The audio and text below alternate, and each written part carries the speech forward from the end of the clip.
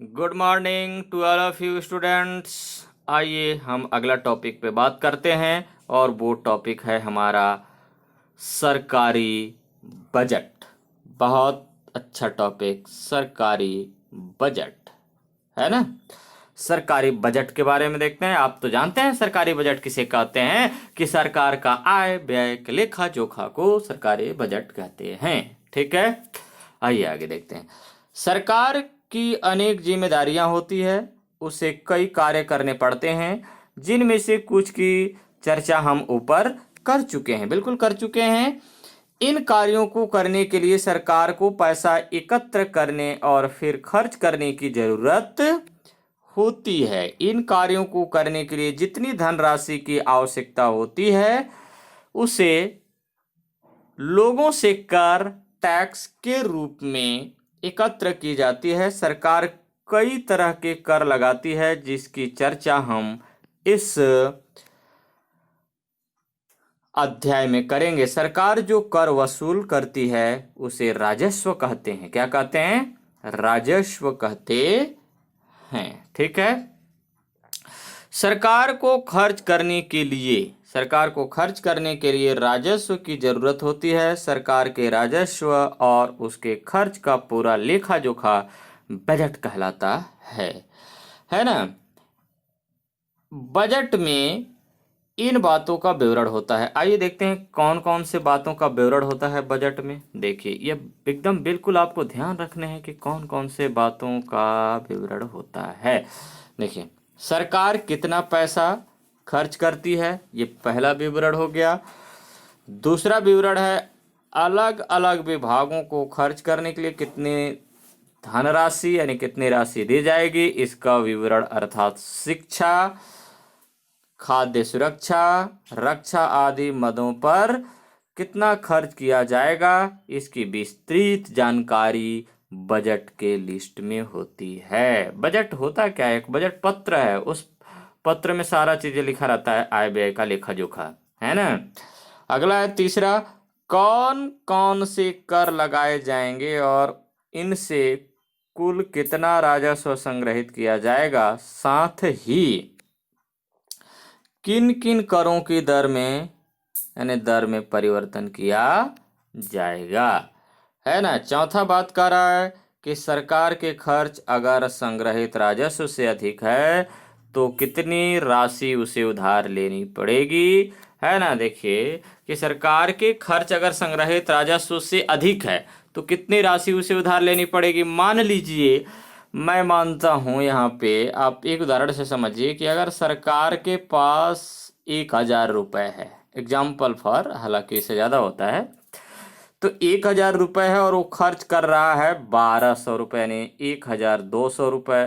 तो अब आप खुद बता सकते हैं कि उसे उधार कितने पैसा लेने पड़ेंगे, कितने रुपए लेने पड़ेंगे? 200 रुपए उधार लेने पड़ेंगे। अगर कुछ स्टॉक में रखना है तो 1,800 और उधार लेने पड़ेंगे ताकि वो रहेगा, है ना। तो इस तरीके से आप समझ गए होंगे। चलिए आगे आगे बात करते हैं। आगे है आपका, ये देखिए हाईलाइट ले लो थोड़ा, है ना।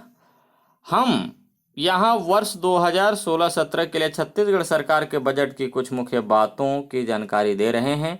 यानी आप यहाँ पे देखिएगा छत्तीसगढ़ सरकार की क्या बजट थी, इससे यह अनुमान लग सकेगा कि बजट क्या होता है। आइए देखते हैं। विधानसभा में छत्तीसगढ़ सरकार द्वारा प्रस्तुत बजट में प्रस्तावित प्रावधान क्या प्रोविजन किया गया है, आइए देखते हैं। यहाँ पे देखिए,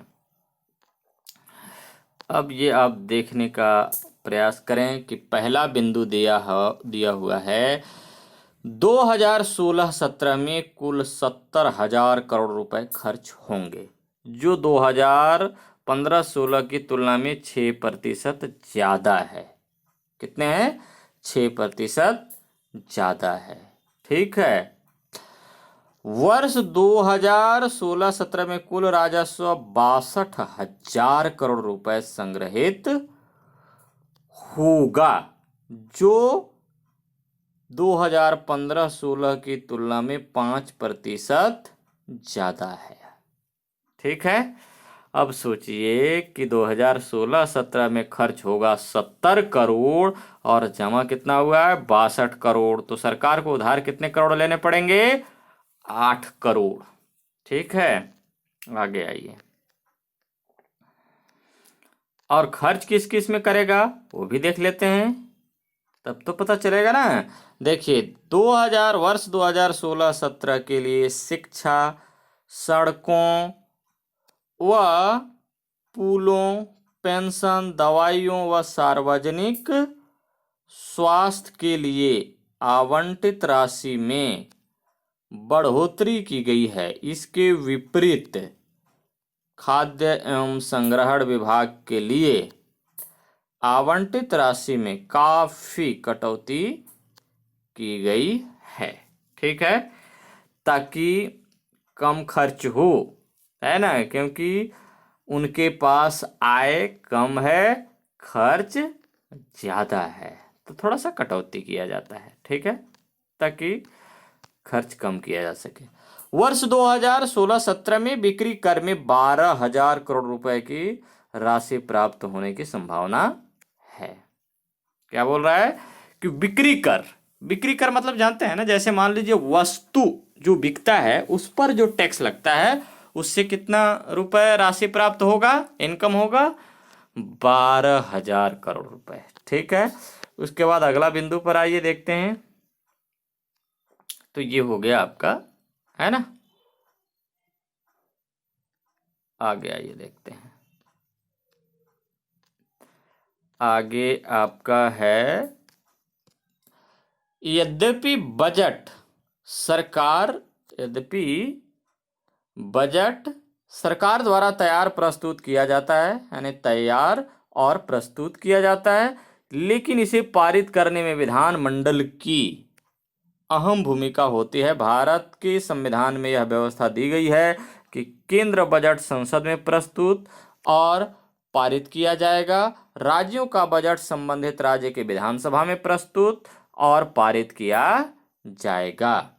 साथ ही सभी करों और व्ययों की जाने वाली राशि के लिए सरकार को संसद या विधानसभा से स्वीकृति लेनी होगी। ठीक है, ये बात है। अब आइए आगे देखते हैं।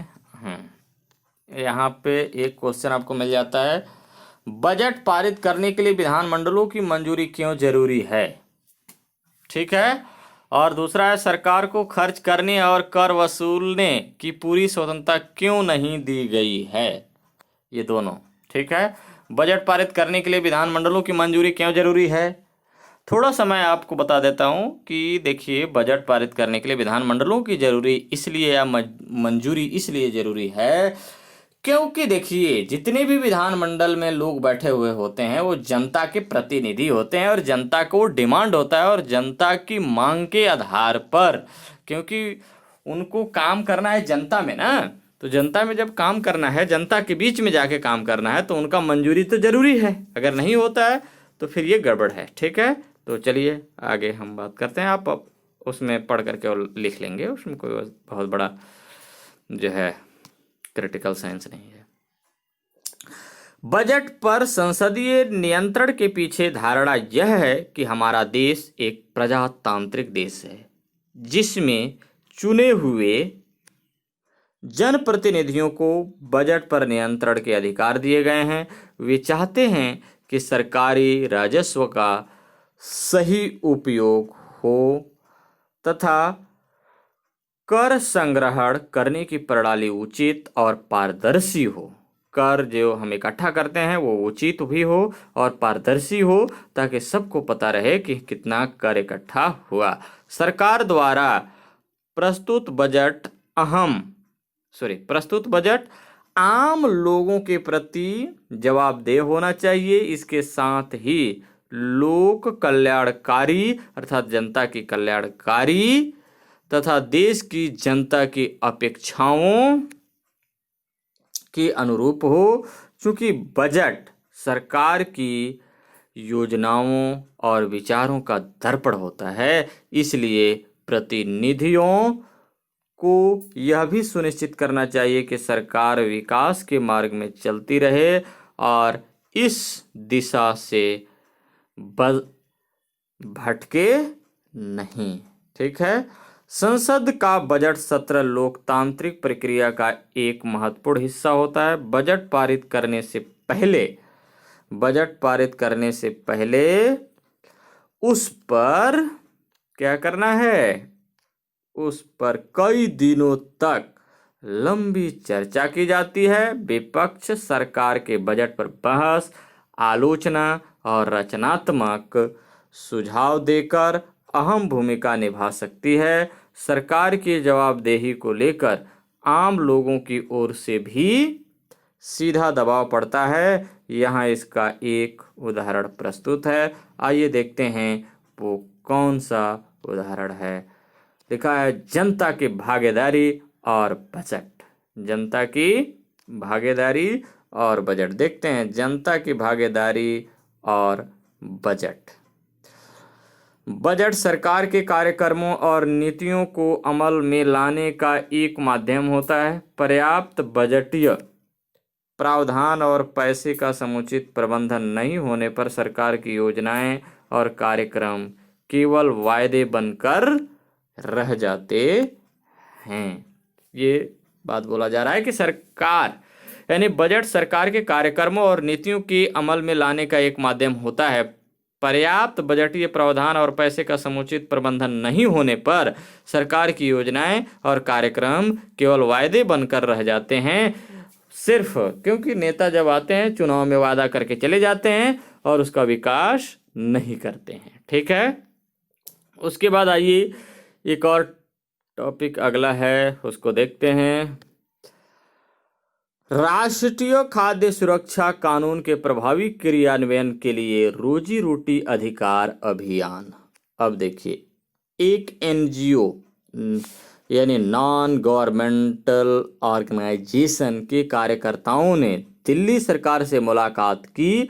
उन्होंने बताया कि सरकार ने एक सार्वजनिक वितरण व्यवस्था पीडीएस पब्लिक डिस्ट्रीब्यूशन सिस्टम के तहत दाल या तेल को शामिल नहीं किया है, जबकि ए उसकी चुनावी वादा था। बिल्कुल चुनाव में उन्होंने वादा किया था कि हम दाल, तेल, चावल और गेहूं सब देंगे, लेकिन उन्होंने दाल और तेल को शामिल नहीं किया।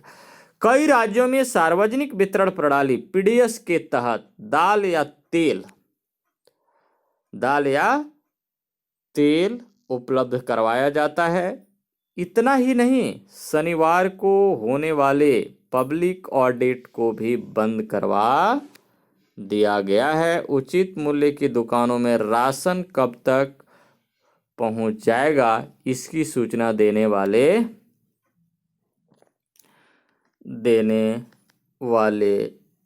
एसएमएस अलर्ट है ना, ये आप आइए देखते हैं। एसएमएस अलर्ट भी बंद कर दिया गया है। दिल्ली सरकार को सौंपे गए चार्टर में यह भी मांग की गई कि बच्चों को रोजाना मध्याह्न भोजन या आंगनबाड़ियों में अंडे, दूध और फल दिए जाएं। चार्टर में यह भी उल्लेख किया गया है कि दिल्ली के सभी जिलों में मातृत्व अधिकारों का क्रियान्वयन बाकी है। इसमें कहा गया एनएसएसए के अनुच्छेद 4 के तहत गर्भवती और स्तनपान करवाने वाली महिलाओं को मातृत्व अधिकार के तहत 6,000 रुपये मिलनी चाहिए। ठीक है, ये भी बात कहा गया। आगे आइए देखते हैं। बजट में अपनी मांग को शामिल करवाने के लिए जनता को कौन कौन से उपाय करने होंगे, ये भी क्वेश्चन है, आप लिख सकते हैं इसको ध्यान से। ठीक है, अब आइए हम देखते हैं अगला टॉपिक, कर टैक्स। ठीक है, आइए देखते हैं टैक्स, कर। ठीक ना, ये आपका टैक्स है। सरकार के राजस्व का सबसे बड़ा स्रोत कर होता है। राजस्व अर्थात रेवेन्यू, पैसा का स्रोत क्या होता है? जो है टैक्स होता है। सरकार कई तरह के कर से आय संग्रहित करती है। आपने इनमें से कुछ करों जैसे मूल्य संवर्धित कर, वैल्यू एडेड टैक्स, सेवा कर, उत्पाद शुल्क, आयात कर, संपत्ति कर, सीमा शुल्क आदि के बारे में सुना होगा। इन करों को मोटे तौर पर दो श्रेणियों में बांटा जाता है। पहला प्रत्यक्ष कर और दूसरा अप्रत्यक्ष या परोक्ष कर। ठीक है, तो दो कर होते हैं, प्रत्यक्ष और अप्रत्यक्ष। तो आइए देखते हैं प्रत्यक्ष कर क्या है। ये देखिए, पहले प्रत्यक्ष कर के बारे में हम जानते हैं। ठीक है, देखते हैं प्रत्यक्ष कर। प्रत्यक्ष कर मतलब आप इस शब्द से ही समझ गए होंगे कि प्रत्यक्ष रूप से एकदम सामने से खुद आप देते हैं। जैसे प्रत्यक्ष कर वस्तुओं और सेवाओं पर लगाए जाते हैं। आपने किसी वस्तु के पैकेट पर अधिकतम खुदरा मूल्य के साथ यह लिखा जरूर पड़ा होगा, कर सहित। इसका सीधा सा अर्थ है कि कीमत में कर शामिल है। इसी तरह कई प्रकार की सेवाओं जैसे टेलीफोन या मोबाइल के बिलों में कर शामिल रहता है। आइए हम कुछ महत्वपूर्ण करों के उदाहरण के साथ समझने का प्रयास करते हैं। एक कर है आपका उत्पाद शुल्क। इस कर के माध्यम से हम समझने का प्रयास करेंगे, उत्पाद शुल्क के माध्यम से। ठीक है, देखिए उत्पाद शुल्क, यह कारखानों में उत्पादित या निर्मित होने वाली वस्तुओं पर लगाया जाता है। जैसे मान लीजिए कारखाना में एक पेन का उत्पादन हुआ और जैसे ही उत्पादन हुआ तो उस पर कर लगाया जाएगा। ठीक है, मान लीजिए वो 5 रुपए का पेन तैयार हुआ, उस पर 1 रुपये सरकार का टैक्स लग गया, तो अब 6 रुपये हो गया। ठीक है, निर्मित वस्तुओं के कारखाने के गेट से बाहर, कारखाने के गेट से बाहर होने से पहले उस पर उत्पाद शुल्क लगाया जाता है। अब उस पर उत्पाद शुल्क लगा देगा, कौन लगाएगा? सरकार लगाती है। ठीक है, उत्पाद शुल्क लगाया जाता है। कारखानों का मालिक या प्रबंधक उत्पादन की मात्रा के अनुसार सरकार को यह शुल्क दे देता है। सरकार को यह शुल्क दे देता है। उत्पाद शुल्क वैसे तो कारखानों से वसूल किया जाता है, लेकिन वास्तव में इसे उपभोक्ताओं को ही देना पड़ता है। कारखाने का मालिक अपने सामान को बेचते समय उसकी कीमत में कर भी जोड़ देता है। उदाहरण के लिए एक टीवी सेट की कीमत 10,000 रुपये है। कंपनी इस पर 1,200 रुपये का उत्पाद शुल्क देती है। अब वो टीवी कितने हजार का हो जाएगा? अब बताइए। 10,000 का पहले था, 1,200 रुपये का उत्पाद शुल्क लग गया, तो अब वो टीवी कितने रुपए में बिकेगा? तो इस शुल्क को भी टीवी की कीमत में जोड़ देती है। उपभोक्ता जब टीवी खरीदता है यानी खरीदता, तो उसे यह भी शुल्क चुकाना पड़ता है। वस्तुओं पर करारोपण करने से उनकी कीमतें तो बढ़ती ही है, लेकिन कुछ कच्चे माल पर भी कर लगने से उनके दाम बढ़ जाते हैं। उदाहरण के लिए साइकिल बनाने के लिए स्टील पाइप्स जरूरी है, तो स्टील कंपनियों को लौह अयस्क और कोयले की जरूरत होती है। सरकार अगर लौह अयस्क पर कर बढ़ाती है तो इसका प्रभाव साइकिल उद्योग पर भी पड़ेगा। स्टील से बनने वाली सभी वस्तुओं के दामों पर भी बढ़ोतरी हो जाएगी। इस तरह केवल लौह अयस्क पर ही कर लगाने से अन्य सभी वस्तुओं की कीमतों में परिवर्तित या वृद्धि हो जाएगी। ठीक है, उसके बाद हम देखते हैं,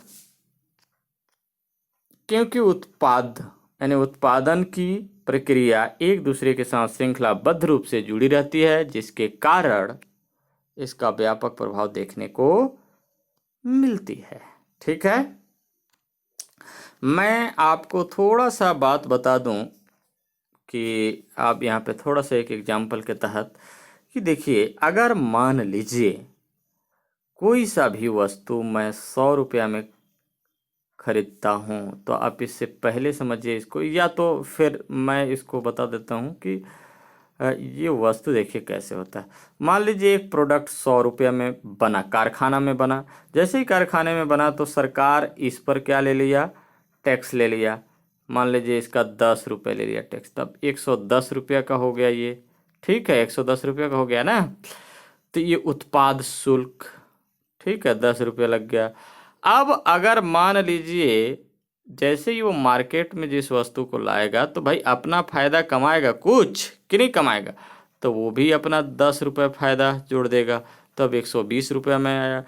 परिवहन चार्ज लगेगा, जहाँ से वस्तु आ रहा है तो परिवहन चार्ज जुड़ जाएगा। तो कई तरह की वस्तु आप तक आते आते 150 रुपये का हो जाएगा। ठीक है, तो इस तरह से वस्तुओं का जो है ये दाम में या रुपए में वृद्धि होती है। अब यहाँ पे देखिए ये जो दिखा रहा है, अब यहाँ पे आइए हम दिखाते हैं आपको। यदि लोहे पर टैक्स बढ़ता है तो क्या होगा, इस लोहे पर अगर टैक्स बढ़ता है तो क्या होगा, लोहे की कीमत बढ़ेगी तो स्टील की शीट की कीमत भी क्या हो जाएगी, बढ़ जाएगी, क्योंकि स्टील की शीट निर्माण करने के लोहा की भी ज़रूरत पड़ती है। स्टील की अलमारी की कीमत बढ़ जाएगी, है ना, और स्टील से बनने वाला हर एक वस्तु की कीमत बढ़ जाए। सोचिए कि एक कच्चा माल का रेट या कर बढ़ जाने से सभी वस्तुओं का रेट बढ़ जाएगा। जैसे देखिए लोहे की कीमत बढ़ने से स्टील की कीमत बढ़ जाएगी, स्टील के पाइप की कीमत बढ़ जाएगी, तो साइकिल की कीमत ऑटोमेटिक बढ़ जाएगी। सिर्फ एक का, मान लीजिए लोहा का यानी कच्चे माल का कीमत बढ़ गया, जो पहले 100 रुपया मिलता था और अगर अब 150 में मिलने लगा तो आप समझ लीजिए कि हर वस्तु का दाम 1.5 गुना हो जाएगा। जो शर्ट आप जो मान लीजिए शर्ट खरीद रहे हैं, अब मैं शर्ट का बात ले रहा हूँ, हालांकि इससे शर्ट नहीं बनता, कपास से बनता है। अगर मान लीजिए शर्ट का दाम पहले आप 600 रुपये देते थे, अब आप 900 रुपये में देंगे। कितने रुपए देंगे, 900 रुपये देंगे। क्यों 900 रुपये देंगे, 900 रुपये इसलिए देंगे क्योंकि उसका कच्चे माल का रेट बढ़ चुका है। अब यहाँ ठीक उसी प्रकार लोहे का दाम बढ़ चुका है, तो जैसे ही लोहे का दाम बढ़ चुका है, पहले 100 रुपये में कच्चे माल मिलता था, अब 150 रुपये में मिल रहा है, तो आप समझ जाइए कि 1.5 गुना हो जाएगा। अगर साइकिल 2000 में मिलता था तो 3000 में मिलने लगेगा। और मैं जानता हूँ कि साइकिल पहले 1200-1300 में मिल जाते थे, 1400 में, लेकिन आज साइकिल 3000-4000 में मिल रहे हैं। कारण क्या है, रेट का बढ़ना। ठीक है, आइए आगे देखते हैं। रेट जैसे जैसे बढ़ता है, कच्चे माल का मूल्य बढ़ता है, उस पर कर सरकार बढ़ाती है, वैसे वैसे वस्तुओं का दाम भी बढ़ जाता है। कोई भी वस्तु उत्पादन का निर्माण के बाद विक्रेताओं की एक पूरी श्रृंखला से गुजरती है। उत्पाद शुल्क किसी वस्तु के उत्पादन पर लगाता है, यानी लगता है, जबकि बिक्री कर यानी सेल टैक्स वस्तु के विक्रय पर लिया जाता है। आप अगली बार जब कोई वस्तु खरीदें तो उसका पूरा बिल लीजिए। उस बिल में वस्तु की कीमत के साथ वैल्यू संवर्धित कर अर्थात वैल्यू एडेड टैक्स जुड़े हुए रहते हैं। ठीक है, वैल्यू एडेड टैक्स जुड़े हुए होते हैं, वैल्यू एडेड भी जुड़ा हुआ होता है। दिखाई देगा आपके बिल में लिखा बिक्री कर सूची, है ना, बिक्री कर सूची करता है, कर सूचित करता है कि इस कर को वस्तु बेचने वाला सरकार को देता है। ठीक है, उत्पाद शुल्क की तरह ही बिक्री कर का भार भी उपभोक्ता के ऊपर डाल दिया जाता है। ठीक है, यहाँ पे देखिए आप अलग अलग जो कर टैक्स लगे रहते हैं ना, वो अगर मान लीजिए आप कोई भी सामान खरीद रहे हैं, अगर उसका बिल नहीं ले रहे हैं तो समझ लीजिए कि वो उसका टैक्स जो आपसे ले लिया, बिक्री कर जो ले लिया, वो टैक्स सरकार को नहीं देगा आप, ठीक है, जिससे उपभोक्ता को क्रय की गई वस्तु के अधिक मूल्य चुकाना पड़ता है। आइए हम उसी टीबी का उदाहरण लेते हैं जिसका उल्लेख हम पहले कर चुके हैं। इससे हम जान सकेंगे कि कर के कारण किसी वस्तु की कीमतों में कितनी अधिक वृद्धि हो जाती है। लाभ और कर का अनुपात अलग अलग वस्तुओं और राज्यों के हिसाब से अलग अलग हो सकता है। ठीक है, आइए आगे देखते हैं। देखिए, अभी हम उस टीवी के बारे में समझने का प्रयास करें। ध्यान देने वाली बात यह है कि वस्तु चाहे कोई भी हो, उसकी कीमत में कर जुड़ा रहता है। इसी तरह कई प्रकार की सेवाओं पर भी कर लगता है। सेवा कर यानी सर्विस टैक्स की कुछ सामान्य उदाहरण हैं। आइए देखते हैं। स्पीड पोस्ट, टेलीफोन, मोबाइल सेवा, रेस्टोरेंट्स, रेलगाड़ियों में वातानुकूलित अर्थात एसी डब्बा, डिब्बे में सफ़र आदि करते हैं तो उसका जो है रुपए ज़्यादा लगते हैं। यहाँ सभी आंकड़े रुपए में दिए गए हैं। आइए हम समझने का प्रयास करते हैं और वो क्या है ये देखिए। ठीक है, जब आपने उस टीवी को खरीदा, यानी देखिए निर्माण की लागत निर्माता के मुनाफे सहित, ठीक है, मुनाफे सहित है ना, 10,000 रुपये टीवी बना, 10,000 रुपये में टीवी मिला, यानी बनकर तैयार हुआ, लेकिन उस पर उत्पाद शुल्क 1200 लग गया। ठीक है, उसके बाद परिवहन, संग्रहण और रिटेलिंग लागत 1,000 रुपये हो गया। विक्रेता का लाभ 1,000 रुपये हो गया। बिक्री कर कितना लगा? 1650 लगा, है ना। टोटल उपभोक्ता के लिए कीमत अब कितना में हो गया? 14,850 रुपये। इसको 15,000 कहो। सोचो कि जो 10,000 रुपये में तैयार होता है जो वस्तु, वो आपको 14,850 रुपये में अर्थात 15,000 रुपये में मिलता है। तो आप सोच सकते हैं कि कितना मूल्य बढ़ जाता है। ठीक है, और उसका जो है मूल्य का भुगतान कौन करता है? पब्लिक, जो खरीदता है वो करता है। न बेचने वाला देता है उस पैसे को, न तो फैक्ट्री वाला देता है। फैक्ट्री वाला तो वसूल लिया ना पब्लिक से। सोचो, वस्तुओं पर लगने वाला एक अन्य महत्वपूर्ण कर सीमा शुल्क है, जो विदेशों से आयात होने वाले वस्तुओं पर लगाया जाता है। उदाहरण के लिए, कोई व्यक्ति विदेश से लौट रहा है और अपने साथ एक कैमरा खरीद कर ला रहा है, तो उसे हमारे देश के हवाई अड्डे पर उस कैमरे पर सीमा शुल्क चुकाना होगा। अनेक कारखानों को विदेशों से मशीनें या कच्चा माल आयात करने पर भी उन्हें सीमा शुल्क चुकाना पड़ता है। ठीक है, तो इस तरीके से जो है सीमा शुल्क चुकाया जाता है ना। तो बस आज इतने ही, बाकी अगले दिन हम फिर से बात करेंगे अगले टॉपिक पे। लेकिन इससे पहले एक दो क्वेश्चन आप कर लीजिए। ठीक है, ये यहीं पे आप देख लीजिए। पेट्रोल और डीजल का उपयोग वाहन, मोटर, पंप्स, जनरेटिंग सेट आदि में होता है। अगर पेट्रोल और डीजल पर कर बढ़ जाता है तो क्या होगा? ठीक है, आप समझ गए हैं कि अगर एक क्षेत्र में अगर कर बढ़ जाता है तो किस किस पर प्रभाव पड़ेगा? समस्त वस्तुओं पर भी प्रभाव पड़ेगा। इसको आप लिख करके बिल्कुल बेकायदे व्हाट्सएप करेंगे। ठीक है।